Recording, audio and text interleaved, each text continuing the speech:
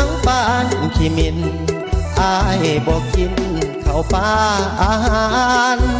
ตั้งแต่น้องไปแต่งงานอายสงสารมาหลายเดือนปีตั้งแต่น้องเป็นเมียเขาอายกินแต่เหล้านับวันเดือนปีหากกะหากบ่เลิกบ่หนีหากคนดีอย่าเหมือนนิทานปานคุณรู้นางวัวเจ้าเอาหัวอายยังหำหอนคิดทอดบางส่วงบางตอนใจหำหอนทุกวันเวลา